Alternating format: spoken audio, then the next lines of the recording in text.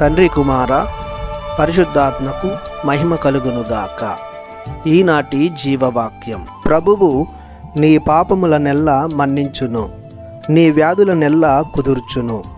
కీర్తన 103 వచనము 3. ప్రభుని బిడ్డలారా, సహోదరి సహోదరులారా, తండ్రియగు దేవుడు తన ప్రేమతో, ప్రభువగు క్రీస్తు తన కృపతో మిమ్ము దీవించునుగాక. లోకంలో జనులు అనేక రకాల జబ్బులతో, రోగాలు రొచ్చులతో బాధపడుతున్నారు. కొందరికి తమ పాపాల మూలంగా మాన్పలేని వ్యాధులతో బాధ, మరికొందరికి శారీరక రుగ్మతల ద్వారా వస్తున్న వ్యాధులు.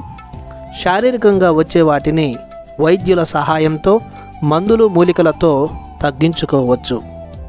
కానీ పాపాల మూలంగా వచ్చిన శాపాల లాంటి జబ్బులను కేవలం దేవుడు మాత్రమే మాన్పగలడు.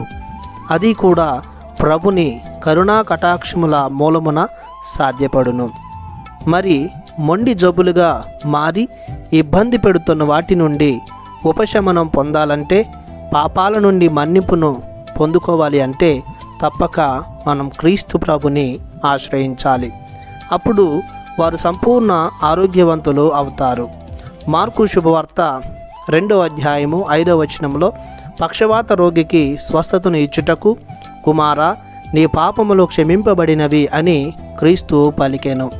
వెంటనే పక్షవాత రోగికి స్వస్థత కలిగి తన పడకను ఎత్తుకొని వెళ్ళెను. క్రీస్తు ప్రభువే సకల పాపముల నుండి విడుదలనిచ్చువాడు. చేసిన పాపముల నుండి కలుగు వ్యాధులకు గాను స్వస్థతను ఇచ్చేది కూడా క్రీస్తు ప్రభువే. కావున మనం మన జీవితంలో దీర్ఘకాలంగా వ్యాధితో బాధపడుతున్నామంటే దానికి కారణం మనం చేసిన పాపాలే అని గుర్తించాలి. మన రక్షకుడైన క్రీస్తు ప్రభువు నుండి పాప మన్నింపును కోరుకోవాలి. సంపూర్ణ ఆయురారోగ్యాలను అనుభవించాలి. ప్రార్థించుదము. పరమ వైద్యుడవైన మా దేవా, మీ బంగారు పాదములకు వందనాలు చెల్లిస్తున్నాము.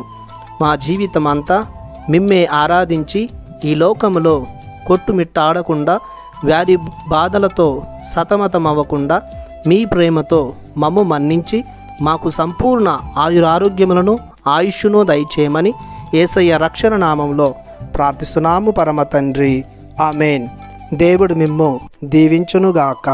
ఆమెన్.